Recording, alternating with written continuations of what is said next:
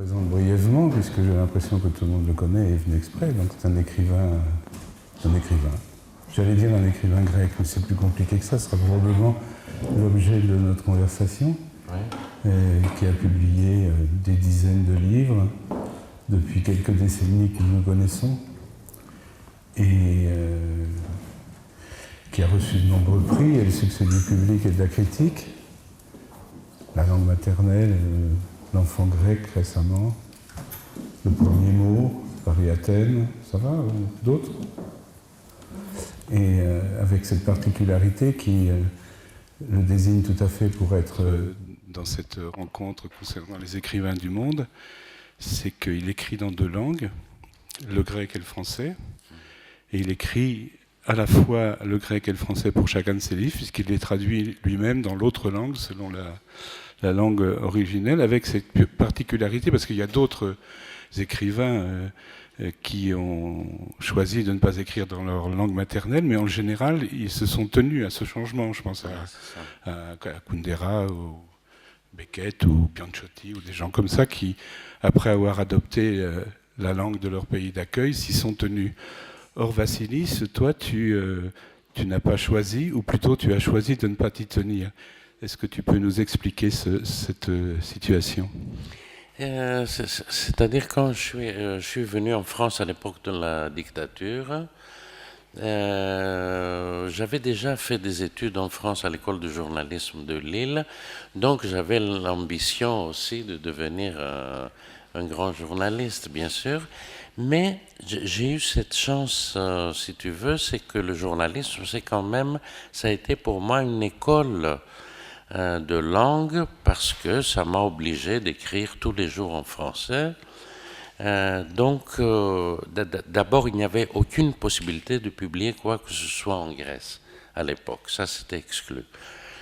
Moi, je vivais à Paris, j'écrivais tous les jours en français. J'ai épousé une Française, donc la langue de la maison aussi était le français.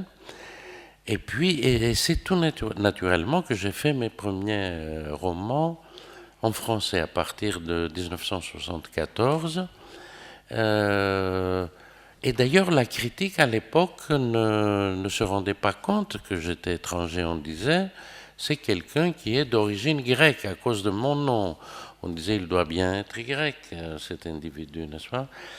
D'origine grecque, moi je n'avais pas tellement remarqué ça. Qu'est-ce que tu n'avais pas remarqué, que tu étais d'origine grecque ? Non, oui, non, qu'il y avait une bizarrerie, que je n'étais pas simplement d'origine grecque, je n'étais que grec, en fait. Donc, et à partir du moment où je me suis dit, mais il y a un malentendu, et j'ai pris conscience de ça au moment de la chute du régime des colonels au milieu des années 70.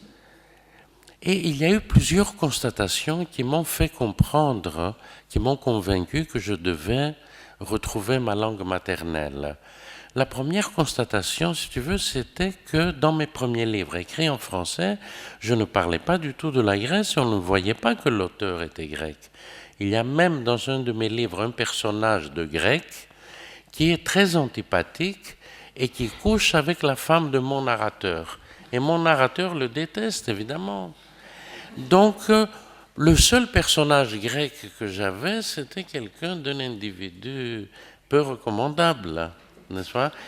Et la deuxième chose, c'était, j'ai réalisé un jour, je me souviens, j'étais boulevard des Capucines. Enfin, si je fais trop long, Jean-Baptiste, tu m'arrêtes. Mais non, au contraire, c'est toi qu'on est venu écouter. Oui. Non, boulevard des Capucines, un jour, je regardais les gens dans la rue et je me suis dit, tiens, je ne connais aucun Français depuis son enfance et aucun Français ne sait que j'ai été un enfant. Et je me suis dit, là, il y a un problème quand même, qu'il y a... Bon. Donc tout ça a fait que j'ai pris la décision d'écrire un roman en grec, le premier roman que j'ai écrit en grec. C'était très difficile parce que les langues sont difficiles à apprendre, mais faciles à oublier. Au bout de 10 ans à Paris, où je rentrais très peu en Grèce, et même en Grèce, je parlais français avec ma femme, la langue, je l'avais un peu perdue, et en plus, elle avait changé. Parce que les langues bougent tout le temps, etc. Donc, pour écrire ce livre, j'ai dû enregistrer les gens dans les cafés pour savoir comment ils parlaient aujourd'hui, comme j'avais fait à Paris en débarquant, où j'enregistrais tout le monde en cachette, à la poste, sur le marché, dans les supermarchés, etc. Non, mon premier achat était un magnétophone, quoi. Donc j'avais des bandes que j'ai utilisées pour faire mes livres. Et j'ai fait la même chose pour le grec, et voilà. Bon, abrégeant, depuis cette époque, j'écris dans les deux langues et je me traduis dans les deux, ce qui est fatigant. Mais en même temps, c'est un avantage énorme de pouvoir lire un texte qu'on a écrit dans une langue, de le lire dans une autre langue, c'est-à-dire d'essayer de le traduire, parce qu'on voit les faiblesses, etc. Enfin, je veux dire que si je suis un mauvais écrivain, c'est pas parce que j'ai deux langues, c'est malgré le fait que j'ai deux langues. Et j'ai répondu décemment. Oui, très bien, mais je vais te poser une phrase, parce que ça explique pourquoi tu écris dans les deux langues, mais ça n'explique pas pourquoi tu as écrit en français, et tu as, dans un livre, j'ai relevé cette phrase, « Je n'ai pour ma part aucune excuse d'écrire en français. Je viens d'un pays francophone, ma langue maternelle n'est pas... Je ne viens pas d'un pays francophone, tu as raison, ma langue maternelle n'est pas uniquement une langue orale, je n'ai pas rompu mes liens avec elle, et il y a bien longtemps que la Grèce est débarrassée des colonels. D'ailleurs, ton premier livre, c'est 74, c'est pile la fin des colonels. C'est pile la fin des colonels. Et puis, et je rappelle aussi que avant ça, dans ton histoire, avant d'écrire en français et en grec, tu avais dessiné. Oui, et entre autres, tes dessins paraissaient clandestinement en Grèce pendant les colonels. Oui, il paraissait, parce qu'il y avait des dessins politiques, et c'était la seule façon qui m'a permis un peu de prendre position contre le régime, parce que évidemment, je me suis beaucoup reproché par la suite d'être à Paris, de mener une vie plutôt agréable, alors que la Grèce connaissait des années très douloureuses. Et d'ailleurs, c'est ce qui fait que même aujourd'hui, je me souviens de cette culpabilité et que j'ai envie d'écrire maintenant un roman qui se passerait en Grèce, qui me permettra de mieux connaître la situation du pays. Donc j'ai deux sujets pour le prochain livre, c'est la crise grecque et c'est la mémoire. Parce que je racontais la mémoire. Déjà, ça m'intéresse beaucoup. Si tu veux, Jean-Baptiste, en gros, moi je suis convaincu que pour faire un roman, il faut avoir deux sujets et pas un. Les gens qui ont une idée en tête ne peuvent pas écrire un roman. Au fond, ils commencent et puis au bout de 30 pages, ça commence à s'essouffler. Il faut un deuxième sujet. Il faut deux sujets qui entrent en conversation entre eux, un peu comme les aiguilles d'un tricot. Il faut deux aiguilles pour faire un tricot. C'est exactement pour moi la même chose pour le roman. Donc d'un côté, j'ai la Grèce, mais je me dis, qu'est-ce qu'il y a d'autre en dehors de la Grèce? Et j'ai pensé que ce serait la mémoire. Ça me préoccupe beaucoup parce que je commence à oublier, parce que un jour, je me suis rendu compte que j'avais oublié le mot clarinette. Jean-Marc était encore vivant, mon éditeur, et je lui dis, tu sais, c'est drôle, j'ai oublié, je lui ai décrit l'instrument. Il me dit, mais c'est la clarinette. Et je lui dis, oui, même moi, je l'ai oublié. Il m'a dit, mais c'est un très beau titre pour un roman, la clarinette. Donc, il y aura la mémoire, et en plus, j'aime bien, quand j'écris un roman, apprendre quelque chose de nouveau. Pour un de mes livres, pour l'avant-dernier livre, Le Premier Mot, j'ai dû voir des linguistes, etc., des anthropologues, des paléontologues, etc., parce que le sujet du livre, c'est une enquête sur l'origine du langage, comment on a commencé à parler et qu'est-ce qu'on a dit pour commencer. Il a bien dû y avoir un premier mot. C'est quand même fascinant comme enquête, je trouve. Mais parallèlement à ça, il y a la mort de mon frère dans le livre. Donc c'est le dialogue entre les deux sujets qui fait le roman.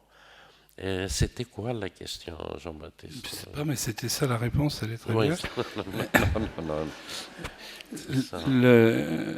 Parce que tu es parti de Grèce en 69, je crois, et donc les colonels étaient déjà installés depuis 2 ans. Et donc tu avais à peine 18 ans, et Pourquoi la France? Pourquoi la France? Parce que si tu veux, parce qu'on faisait plus de français à l'époque que d'anglais à l'école, parce que j'étais assez nul en anglais, enfin, l'avouer ici c'est une grave faute, mais enfin, c'est une preuve de sincérité quand même. Ça s'est pas arrangé ici? J'étais vraiment assez nul en anglais. Ça va mieux? Je trouvais, non, pas beaucoup mieux. D'ailleurs, je me demande si je n'ai pas besoin d'écouteurs pour me traduire là pendant que je parle, tu vois. Mais pourquoi la France? À cause de Brigitte Bardot, à cause de Van Gogh. Enfin, c'est pas. On rêvait de la France quand même. Enfin, j'imagine que pour les gens de ma génération, les jeunes gens, ils avaient rêvé de Brigitte Bardot. C'était le pays des impressionnistes. C'était le pays de la nouvelle vague. Enfin, il y avait toutes de très bonnes raisons de venir ici.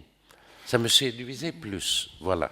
C'est tout. Et mon père, quand même, il faut dire que mon père était de Santorin et qu'il était catholique. Donc, il avait quand même, disons, des liens mystérieux d'ailleurs avec l'Occident. Enfin bon, ça me paraissait assez normal de venir en France, pour tout te dire. Il était comédien, il jouait Shakespeare, c'était aussi Il jouait Shakespeare, mais il jouait aussi Molière. Donc moi, les premiers textes français que j'ai connus, c'était les pièces de théâtre de Molière. Ça m'angoissait beaucoup parce que c'est mon père qui jouait Harpagon dans la Var et je savais qu'à un moment donné, il devait s'écrouler, quoi. Au moment où on lui vole sa cassette, il y a un monologue un peu délirant et à la fin du monologue, le comédien s'écroule. Et c'était une angoisse pour moi et pour toute ma famille que mon père ne se fasse pas mal en tombant sur la scène, quoi. Donc, tu vois, il y avait déjà une inquiétude liée à la France et en même temps, bon, un rêve, bien sûr. Tu dis, j'aime bien quand j'écris un livre, apprendre quelque chose. Tu as poussé le projet assez loin avec le Songo. Oui, c'est vrai. C'était un doute par rapport aux maîtrises des langues de vouloir apprendre une langue complètement étrangère, si l'on peut dire, d'un pays que tu ne connaissais pas, qui n'avait aucune racine avec les langues que tu parlais. C'était quoi? C'est pour comprendre parce que tu dis souvent la langue maternelle, c'est la première langue étrangère qu'on apprend. Oui, c'est ça. Ouais. Non, mais peut-être qu'à force de faire l'aller-retour entre deux langues, d'abord, je suis bien placé pour savoir qu'on peut très bien s'exprimer dans une langue qui n'est pas sa langue maternelle. Ça, évidemment, je le sais. Par conséquent, peut-être c'est de là que vient l'idée que je pourrais aussi bien écrire dans une troisième langue. Mais je ne suis pas très sûr de mon explication. Le fait est, d'abord, puisque moi je fais ce métier et que je vis de ça, je suis tout le temps, ou plus ou moins, à la recherche des deux idées du prochain roman, n'est-ce pas? Et un matin, après une période de panne, etc., je me suis réveillé en me disant, ça serait formidable de raconter l'histoire de quelqu'un qui apprend à Paris une langue africaine sans aucune raison. Et en plus, une langue très rare. Ce qui déjà était une raison pour toi. Oui, c'est ça. Non, je trouvais ça très romanesque et très drôle parce que, évidemment, je me disais, mais je vais raconter l'histoire de ce quelqu'un qui apprend la langue étrangère sans raison, mais sauf que ça m'obligera à l'apprendre aussi. Bien entendu, il fallait jouer le jeu. Je veux dire, je ne fais pas de livres. Moi, je ne crois pas faire vraiment de livres autobiographiques, mais j'ai envie de vivre ce qui est dans mon livre. C'est un peu l'inverse, n'est-ce pas? La vie suit le roman, elle ne le précède pas d'une certaine façon. Et en plus, ma deuxième idée, mais tout ça, ça m'est venu d'un coup et je n'ai jamais compris pourquoi. Parce que je n'avais aucun rapport avec l'Afrique, sauf la lecture de Tarzan quand j'étais enfant.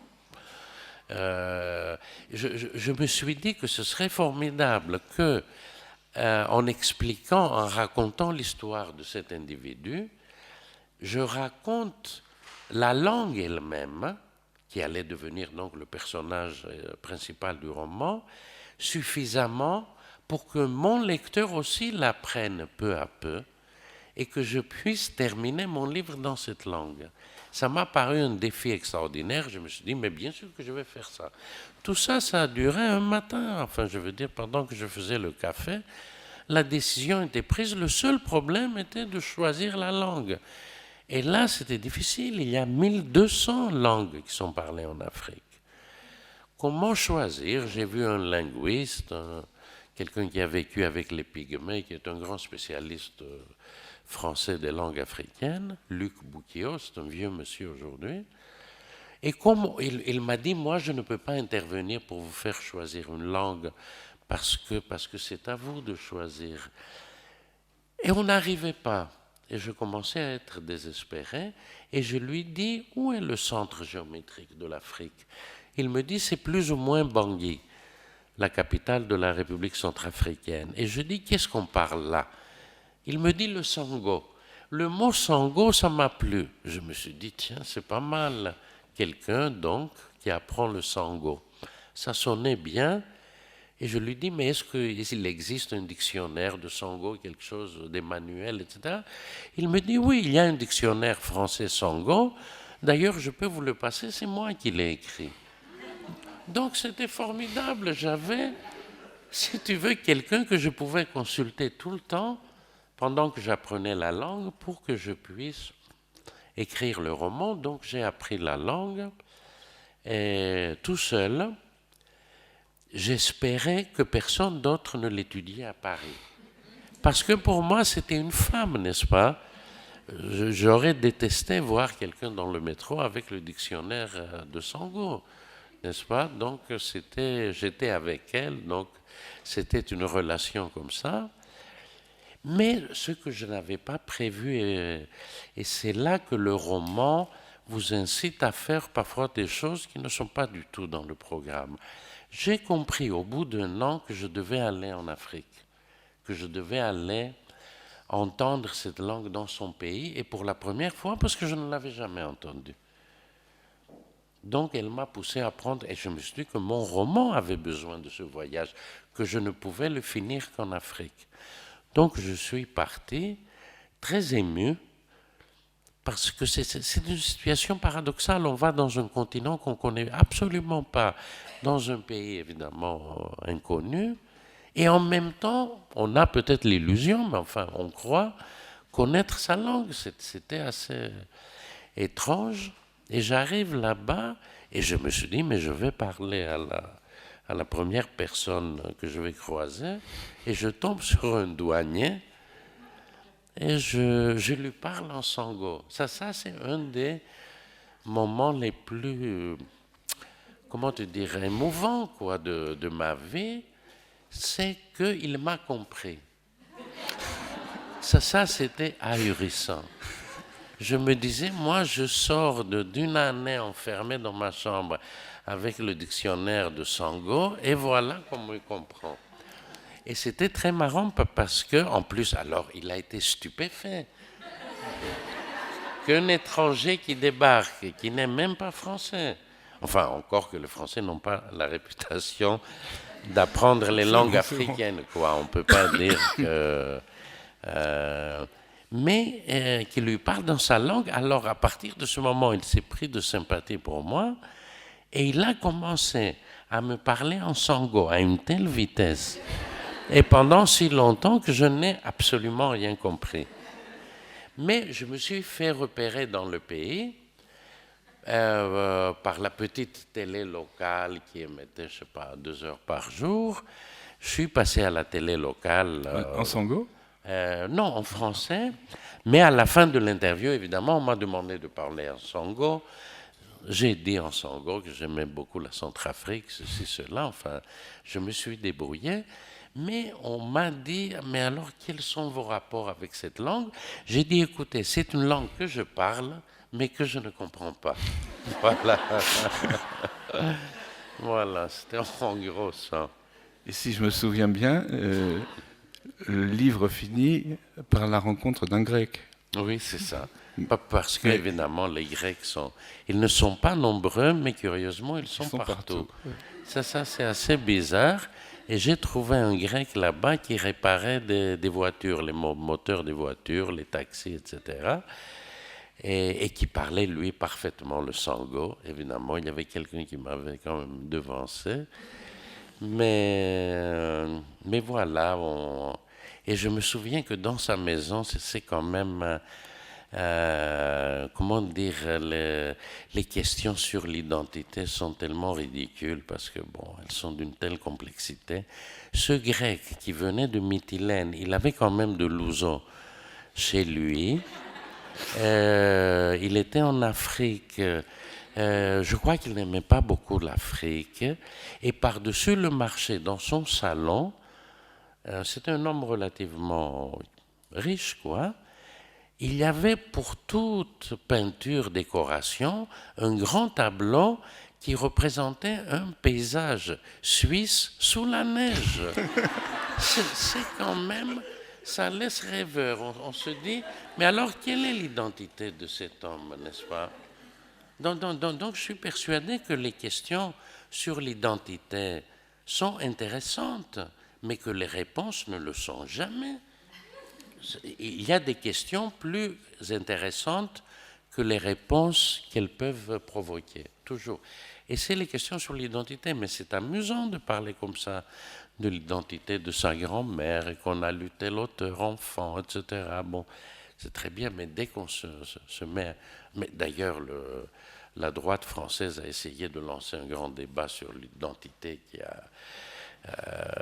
qui a été absolument nul, mais forcément, bien sûr. Et cette langue que tu as apprise pour écrire un livre, qu'est-ce que tu en fais aujourd'hui? Elle t'encombre ou elle est finie pour toi comme le livre? Elle ne m'encombre pas, parce que tu sais que j'ai eu des amis dans ce pays. Je suis retourné plusieurs fois. Je suis retourné quand le livre est sorti pour le présenter. En plus, c'est un pays où, à cause du livre, je suis très connu. D'ailleurs, c'est la seule ville, je crois, où je suis connu. C'est Bangui, c'est pas Paris ou Athènes. Ce n'est que là-bas que je suis connu.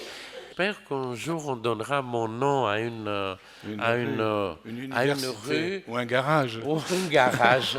Un garage, ça serait formidable. Le garage à l'Exakis, en plein Bangui. Non, je serais le plus heureux des hommes. Non, je me suis lié quand même aussi avec des Africains centrafricains et j'ai constaté d'abord que dans les écoles on n'enseigne que le français, que le sango reste une langue orale qui est bon, et que les jeunes qui rêvent d'écrire, et même pas que des jeunes, des universitaires, etc., n'écrivent qu'en français. Et je me suis dit, mais c'est un grand malheur parce que ces gens-là écrivent dans une langue que leur pays ne comprend pas. Il n'y a que l'élite, évidemment, qui va à l'école, n'est-ce pas? Et ils n'ont aucun contact avec leur population. Et j'ai essayé de les convaincre qu'on fasse un livre en sango. Je dois dire... Est-ce que ça n'existe pas? Ça n'existait pas, non. Mais on a fait le premier ensemble. Je veux dire, ça a été financé par l'Alliance française de Bangui. J'ai été là-bas 15 jours, on a travaillé tous les jours. Eux, ils écrivaient des nouvelles en français, mais avec l'aide d'un professeur de français, pour la première fois de leur vie, ils se sont traduits eux-mêmes en sango. Au fond, ils ont fait le travail que moi j'ai fait 20 ans auparavant par rapport aux Grecs. Et ça a donné un livre qui a été publié, qui s'appelle Paroles du cœur de l'Afrique, ce qui en sango se dit Tene Tibe Africa. Et puis c'est au fond le premier livre de fiction écrit en sango. Voilà. Et ton livre, tu l'as écrit en français et en sango, et tu l'as traduit en grec. Et je l'ai traduit en grec. Est-ce que c'était une aventure particulière par rapport aux autres livres que tu as traduits? Oui, il y a des problèmes d'accent en grec. Il y a des accents toniques qu'il faut absolument placer quelque part. Or, en sango, il n'y a pas d'accent tonique, il n'y a pas de syllabe sur laquelle on met le poids, si tu veux, mais il y a des tons. Il y a des hauts et des bas quand on parle. Donc ça, c'est très difficile c'est-à-dire il faut inventer des signes supplémentaires pour rendre compte de la hauteur de ton. Parce que la hauteur de chaque syllabe détermine aussi le sens. Il y a le même mot, je crois me souvenir, pour travail et pour esclavage. C'est le même mot. Mais le ton change légèrement. Si vous voulez, c'est une langue un peu chantante, quoi, c'est ça. Mais comme en grec, il faut placer des accents quelque part, là, il fallait inventer un autre système. Ça a été une complication. Tu dis souvent et écris parfois que tu as beaucoup travaillé pour ne pas perdre ton accent. C'est une coquetterie ou c'est important? Oui, non, je crois que c'est une coquetterie. Je crois qu'au début, les premières années en France, que je parlais mieux le français, avec moins d'accent. Après, j'ai travaillé à une époque à la radio, et là, tout le monde me disait, mais enfin, bon, non, c'était un accent qui passait bien à la radio, quoi. Donc j'ai l'impression que je devais en rajouter un peu. Peut-être aussi pour signifier en même temps que je n'étais pas, que j'étais grec, quoi. Peut-être il y a une espèce de nostalgie. Mais attends, tu trouves que j'ai beaucoup d'accent? Pas du tout, non. Non. Je sais pas. Non, mais tu racontes aussi cette anecdote assez rigolote. Au début de ta carrière d'écrivain, tu as une longue interview à la radio et tu envoies la cassette à ta mère, qui te répond « J'ai écouté, c'est très intéressant, mais quand est-ce que tu parles, toi ?» Parce que c'était en français. C'était terrible, ça.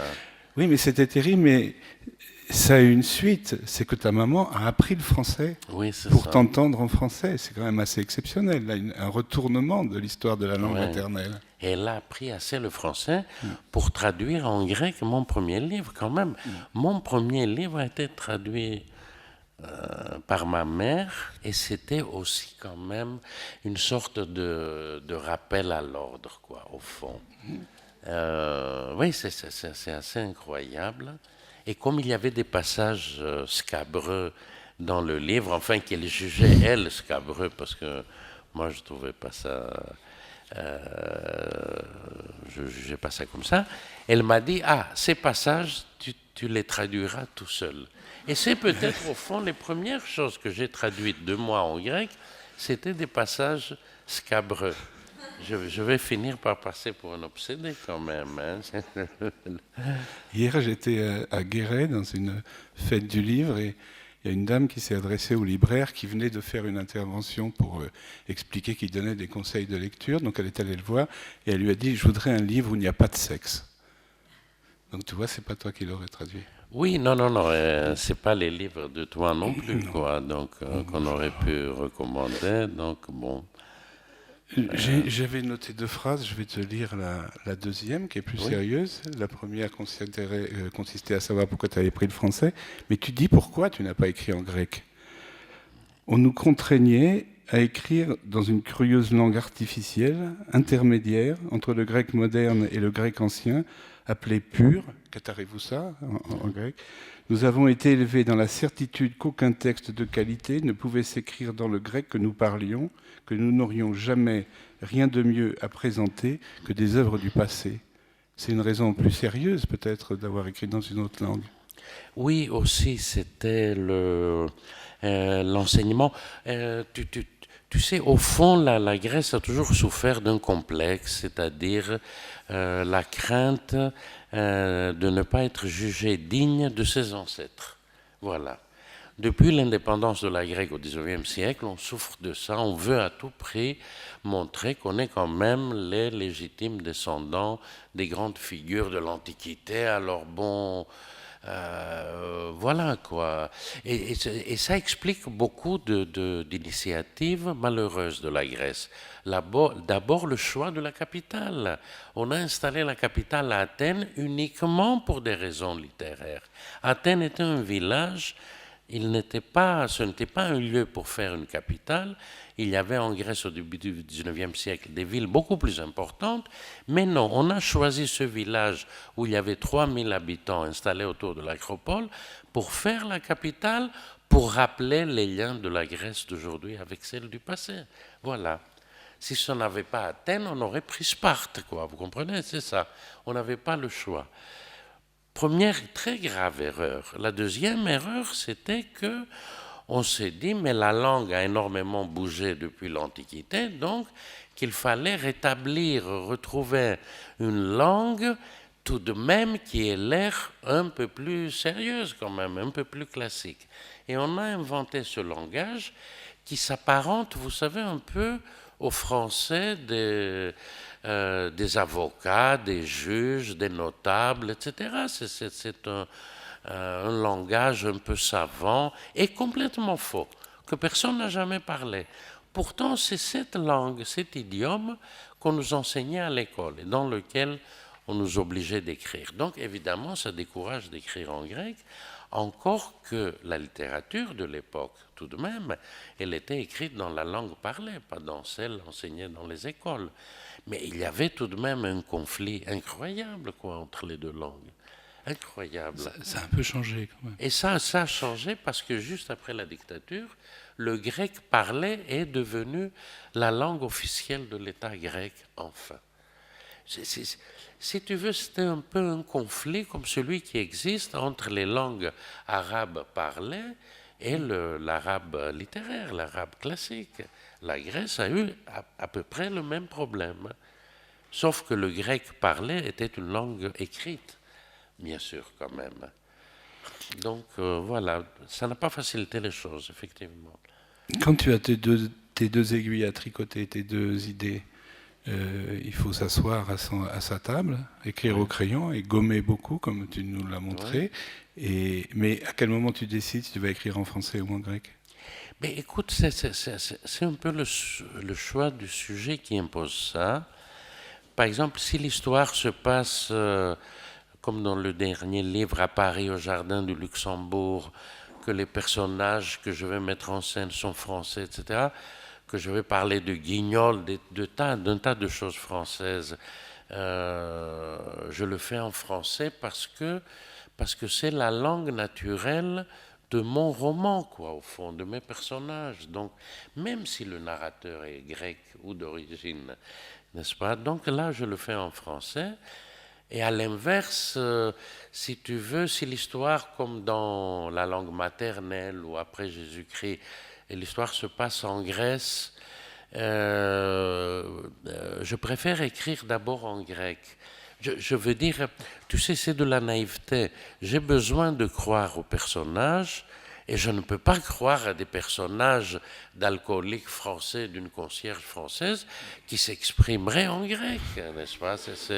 On se dit, où elle a appris cette langue quand même? C'est une langue difficile tout de même, le grec. Et de la même manière, si je raconte une scène dans mon île avec des pêcheurs, des machins dans la taverne du coin, je ne vais pas les faire parler en français. Ils auront l'air de fonctionnaires de l'Union européenne quand même. Enfin, on n'est pas... Non, donc j'ai besoin d'y croire, mais après je peux traduire, mais je crois que tout se traduit. On peut tout traduire. Je crois que dans Paris-Athènes, à la fin, tu dis je crois que j'ai écrit en français un livre grec. Oui. Mais mon rêve serait d'abord que les Français apprennent le grec, ensuite et je milite pour ça, pour qu'on utilise de plus en plus de mots grecs en français. Il y en a énormément, bien sûr, mais je milite pour l'extension de leur usage. Et finalement, oui, je pense qu'on peut écrire un livre grec en français. Oui, pareil, Athènes, c'est un peu ça. C'est un livre autobiographique. Je l'ai fait en français parce que j'avais besoin de m'expliquer avec le personnage que j'étais devenu en France. Donc, j'étais obligé de le faire en français. Et puis, je pensais qu'à la fin de ce livre, je choisirais entre les deux langues, qu'il y avait un choix à faire. Et non. Ce livre, l'écriture de ce livre m'a appris, m'a rassuré que je pouvais garder les deux langues et que j'étais très bien comme ça, quoi. Qu'il n'y avait pas de choix dramatique à faire, quoi. Est-ce que quand tu traduis tes livres dans un sens ou l'autre, tu changes des trucs, tu triches, tu essaies d'améliorer Parce que tu le fais J'essaye en d'améliorer. republiant. Souvent, tu as republié des livres 15 ans après, où là, tu as sérieusement travaillé. Oui, Mais c'est dans ça. la première traduction, est-ce que tu changes quelque chose? Mais je change, oui, oui, j'améliore, comme tu lis, parce que je ne suis pas un très bon écrivain. Donc, forcément, dans la traduction, il y a des choses à améliorer. Non, c'est vrai, la traduction est une lecture. D'abord, je traduis quand même un manuscrit, n'est-ce pas? Je ne traduis pas un livre publié. Donc, j'ai, en le traduisant, la liberté de le changer aussi. Par conséquent, pendant la période de la traduction, qui dure quand même 6 mois, j'ai des idées meilleures que les idées d'origine. Je remarque des répétitions, des maladresses. Il y a des choses qui passent assez bien en français, mais pas en grec, inversement. Donc, je dirais que la traduction prolonge le travail d'écriture à travers une autre langue. Donc, bien sûr que je change beaucoup de choses, mais pas dans le livre publié, quoi. Je veux dire, et pour moi, c'est indispensable de faire en sorte que les deux livres soient identiques, parce que si ils sont traduits dans une autre langue, je ne sais jamais si on partira du grec ou du français. Donc je vais être sûr qu'on traduira bien mon livre à moi, pas n'importe quoi, pas une autre chose, quoi. Et tu fais aussi autre chose qui est plus rare, c'est que tu republies, chez Stock en particulier dernièrement, il y a eu 2 ou 3 livres qui sont des livres anciens, qui ont Ouais, 15-20 ans, et dont tu réécris de nombreuses parties, dont tu supprimes des chapitres, dont tu inverses le cours. Ça représente quoi pour toi, ce travail-là? Moi, ça représente une chance. Je ne change pas le ton du livre parce que je pense que chaque livre est imprégné par l'époque où il a été écrit. Donc, non, je ne change pas ce genre de choses, mais c'est vrai que quand... Oui, je me souviens d'un livre que j'avais mal commencé. Je trouvais que je l'avais mal commencé. Donc, j'ai placé le deuxième chapitre à la place du premier, etc. Qu'est-ce que ça représente? Ça représente, si tu veux, l'idée qu'aucun livre n'est parfait, qu'on peut toujours améliorer un livre, que le mot chef-d'œuvre ne correspond à rien, d'ailleurs. Je suis loin de penser ça de moi, et que avoir la possibilité de le retravailler, que c'est une chance, et que voilà. Bon, il y a un moment où j'arrête, mais voilà,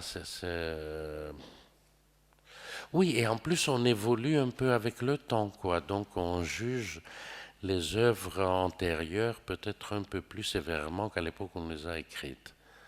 En tout cas, au fond, pourquoi ne pas le faire, quoi? Oui, mais ça se fait rarement. Et Cadaré faisait ça, le général de la Mermotte, il m'avait raconté. C'est un fou. Oui, c'est un fou. Il a eu 65 éditions, je crois, successives en albanais, et les 65 fois, il a réécrit le livre. C'est pas vrai. Ouais. Oui, non, mais... Enfin, il a rectifié, changé, interverti. C'est ça, c'est ça. Je pense qu'au bout de la 65e, c'était aussi ennuyeux que la première. Mais bon, oui, c'est ça. Non, mais ça, c'est... Mais non, je n'irai pas jusque-là. Mais une fois qu'on a l'occasion de vraiment de pouvoir modifier quelques mots, etc., oui, pourquoi pas, c'est pas...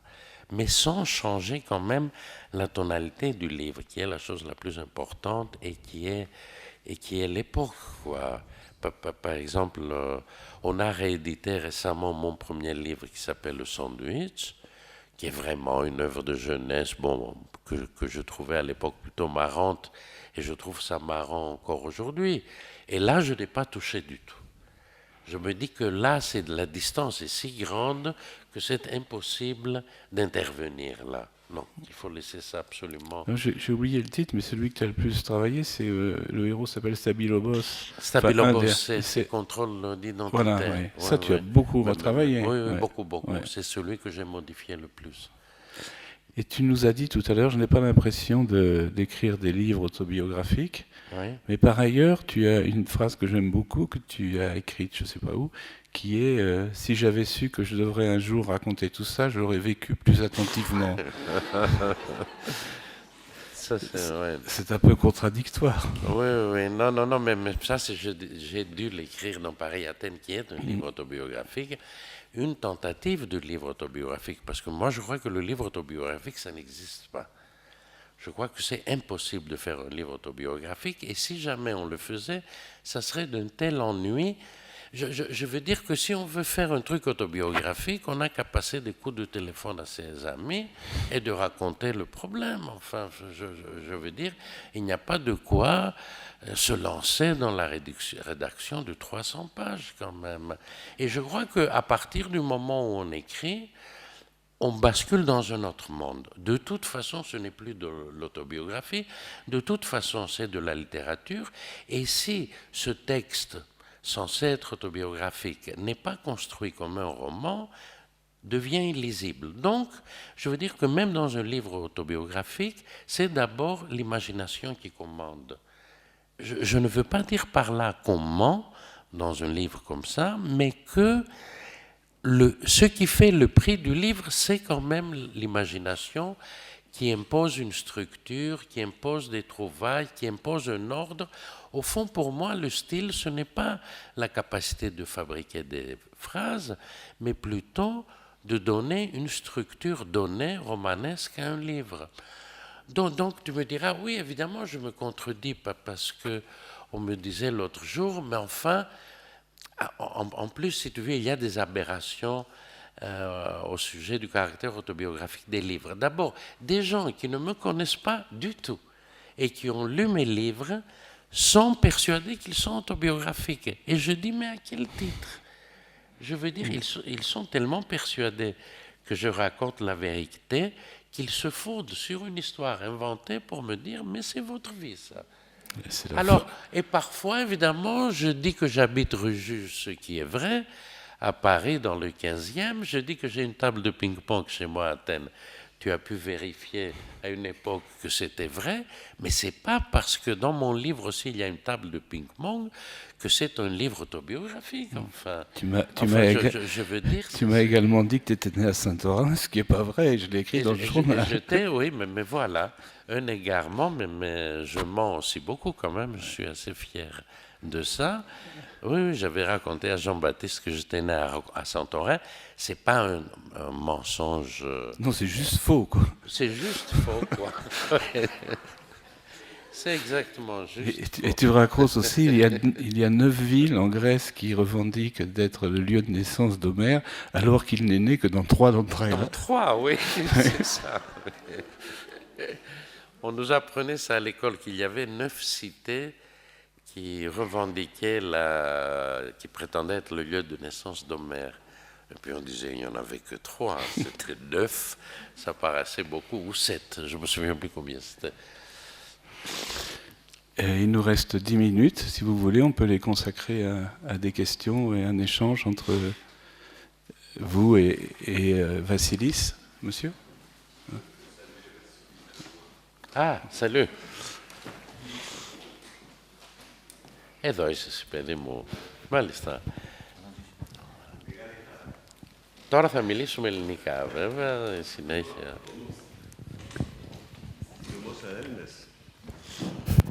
Je ne vais pas entamer une discussion en grec avec Vassili, mais c'est un vrai plaisir de le voir, c'est un vrai plaisir d'écrire. Il faut prouver déjà une personne qui traduit ici. Mais... En tout cas, c'est un vrai plaisir de l'entendre et j'essaie de ne jamais manquer une de ses interventions. Voilà, tout simplement. Merci. Madame a demandé le micro. Non? Ah bon, je croyais. Didier. Bonjour, je voudrais savoir si votre prochain livre se passera en Grèce et vous avez parlé de la crise grecque. Oui. J'ai 2 questions liées à ça. Premièrement, comment vous êtes perçu en Grèce comme excusez-moi, c'est une question assez bateau, mais comme un écrivain grec ou un écrivain français grec. Et puis, deuxièmement, est-ce que en vivant en Grèce comme ça de temps en temps, comment vous avez vécu la crise grecque? Vous avez parlé de votre rapport à la Grèce par rapport aux colonels, à la période des colonels. Comment est-ce que vous avez vécu cette période dramatique aussi de la crise grecque en étant à Paris et en Grèce, je suppose. Voilà. Oui. J'évoque un peu dans la crise grecque, dans le dernier livre que j'ai fait, où je fais intervenir énormément les personnages, les héros de mon enfance, les héros des livres que je lisais jeune, quoi. Et parmi eux, il y avait un feuilleton qui paraissait en Grèce quand j'étais gosse, qui racontait les aventures d'un jeune homme contre l'occupant nazi. Il a un ami perpétuellement affamé. C'était bon. C'était pas de la très bonne littérature, mais enfin, on lisait ça. Et ça a été un truc énorme. Ça a duré 15 ans. Enfin, je veux dire, c'est plus long que l'Odyssée, quoi. C'est gigantesque, l'épopée de ce jeune homme. Or, en convoquant les héros de mon enfance, j'ai imaginé ce personnage qui a 15 ans à l'époque du récit. Je l'ai imaginé vieux, vivant d'une retraite de misère et habitant quand même à côté de la place de la Constitution où se réunissent les indignés athéniens. Donc, à travers lui, j'ai pu un tout petit peu parler de la Grèce, mais ce n'est pas suffisant. Ce n'est pas suffisant et j'ai envie non seulement d'y retourner, il faut que je passe du temps à Athènes. On ne peut pas parler des choses à distance. D'ailleurs, ce qui servira de transition entre le précédent livre et le suivant, ce sont les clochards parisiens, les SDF. Parce que j'ai découvert, et j'en parle dans mon livre, un lieu qui s'appelle la Moquette, que vous connaissez peut-être, où ils se réunissent la nuit uniquement pour parler. Et c'est un lieu fabuleux, c'est rue Gay-Lussac. C'est ouvert de 9h30 à 1h30 du matin. On a une assemblée de SDF, de gens quand même très malmenés par l'existence, qui sont là et qui discutent, parfois de littérature, de ceci. C'est un lieu extraordinaire. Et je me dis, mais maintenant, il faut parler des SDF d'Athènes, quoi.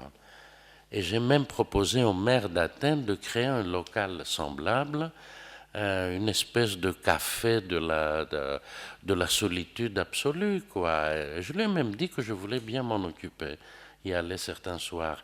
Donc, il faudra plonger dans les trucs. Je m'en veux de ne pas avoir subi la dictature. Je m'en voudrais encore plus de ne pas participer au malheur actuel du pays, quoi. Donc il faut faire le travail. Il faut que j'y aille. Je ne sais pas si la question était... Ça... Ah, en Grèce, vous savez, au début, quand je n'écrivais qu'en français, on trouvait que c'était bien parce que je représentais vous savez, les petits pays sont fiers de leurs ressortissants qui réussissent à l'étranger, quoi. Vous savez ça, les Arméniens, les Grecs, etc. C'est un peu la même chose. Non, depuis cette époque, à partir du moment où j'ai commencé à écrire en grec, non, je suis considéré comme un auteur grec. Et en même temps, on sait que je vis à Paris, que j'ai une double vie. Mais voilà je sais pas, les rapports entre les deux langues, je ne sais pas laquelle des deux est l'épouse légitime et laquelle est la maîtresse, quoi. C'est ça un peu mon problème, mais je ne sais pas. Vous voyez, mais on me considère comme un auteur grec, oui, effectivement, bien sûr. Les livres dans aucun pays ne paraissent comme des traductions, de toute façon. C'est plus en France que j'ai un problème, parce que les libraires, bien que j'écrive en français, ont quelquefois tendance à me mettre sur le rayon des auteurs grecs. Bon, c'est pas une insulte quand même. Mais je me dis que l'essentiel, c'est que les livres soient bons. Une fois qu'ils sont bons, on les trouve. Donc c'est à moi de faire en sorte qu'on trouve les livres. Voilà. Madame. Et pour en rester à ce prochain livre, à propos de la crise grecque, quel rôle allez-vous faire jouer à la mémoire? Puisque vous avez parlé de la crise et de la mémoire. Mais écoutez, je voudrais parler déjà de la mort de mon éditeur Jean-Marc Roberts, qui est mort cette année au mois de mars. J'ai pris conscience du fait que vivre à l'étranger active forcément davantage la mémoire. Je veux dire, pour moi, la Grèce, elle était toujours dans mon esprit. Le lien avec le pays, c'est un lien de mémoire, n'est-ce pas? Quelqu'un qui n'a jamais quitté son quartier n'a pas besoin de se souvenir puisque sa mémoire est présente tous les jours devant lui. Donc, moi, j'ai toujours eu peur d'oublier. Et je constate, alors le mot clarinette est un révélateur, que ça commence à venir, que j'oublie, et que donc la mémoire a un lien avec la Grèce et elle a un lien avec la France. Puisque rentrer en Grèce signifie que je vais quitter Paris, et que par conséquent Paris va s'installer dans ma mémoire, et je me demande déjà si je partais, mais c'est une figure de style, qu'est-ce que je retiendrai de Paris, du Paris où j'ai vécu quand même 39-40 ans, n'est-ce pas? Je me suis dit, quelle serait la dernière promenade que je ferais à Paris si je devais quitter la ville? Ce sont des questions, vous voyez, très, très romanesques, quoi. Non, pas la crise de la mémoire. La crise rappelle, mais la Grèce a toujours été en crise. Vous savez, dans l'Antiquité, la question qu'on posait le plus souvent à la Pythie, le peuple, n'est-ce pas, c'était de savoir est-ce que je dois m'expatrier ou pas. Ça remonte loin, vous savez. Donc, on n'a pas. C'est étonnant qu'il y ait encore une population en Grèce, étant donné que depuis 2000 ans, tout le monde cherche à quitter ce pays.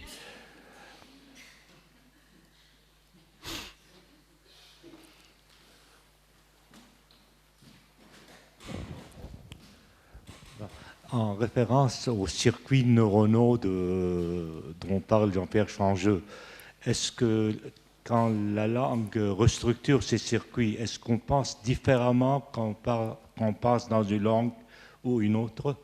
Oui. Si vous dites on pense différemment. Oui, si on pense différemment. J'espère que non. Écoutez, moi, je n'ai jamais eu l'impression que le français m'imposait un certain genre d'histoire.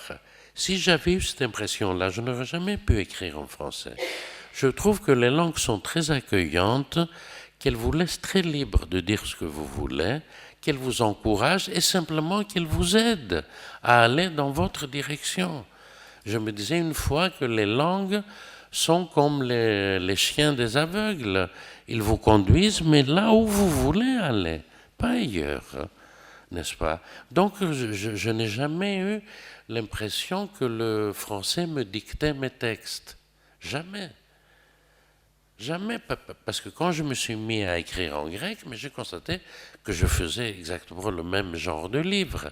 Peut-être à quelques nuances près, mais c'était quand même... Je me reconnaissais dans les deux. Vous voyez? Ce que Changeux, le professeur Changeux m'a appris, qui est quand même assez hallucinant, disons, c'est que sa langue maternelle active la partie gauche du cerveau, mais les langues étrangères qu'on apprend s'installent du côté droit du cerveau, où est le siège des cris, le siège de la musique, etc. Et que par conséquent, ça explique le fait qu'à la suite d'un accident, on peut perdre l'usage de sa langue maternelle, n'est-ce pas, et ne plus connaître que la langue étrangère qu'on a apprise. Mais le comble de tout ça, et peut-être la chose la plus merveilleuse, c'est toujours Changeux qui me disait ça, c'est qu'il arrive qu'au bout d'un très grand nombre d'années, disons, le siège de la langue étrangère qui est côté droit du cerveau déménage du côté de la langue maternelle. Alors, je ne peux pas vous dire avec quelle partie de mon cerveau je vous parle. Je suis incapable. Mais, bon. Et tes rêves sont en quelle langue? Hein? Tes rêves? Mais les rêves, est-ce que... Là, j'ai un problème, Jean-Baptiste. Est-ce qu'on entend vraiment des voix dans les rêves? Je ne suis pas tout à fait convaincu que les rêves sont sonores. Je ne sais pas. En tout cas, mais ça, c'est peut-être une bonne réponse, mais peut-être une fausse réponse. je n'ai pas l'impression, si tu veux, que je puisse rêver de toi et que dans mon rêve, tu me parles en grec. C'est inconcevable. Je veux dire, si c'est le cas, je vais me réveiller.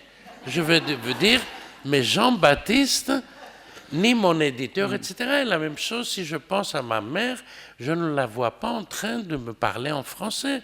Je vais avoir un sursaut, ça va être un choc. Donc je pense que les gens, s'ils parlent, mais ça, j'aimerais bien vraiment le savoir, mais je ne sais pas du tout si... je pense que les gens, dans mes rêves, s'expriment dans leur langue. Je pense, quoi. Mais est-ce qu'ils parlent? Ça, c'est vraiment... C'est un mystère pour moi. Est-ce qu'ils parlent? Est-ce que quelqu'un d'autre veut intervenir?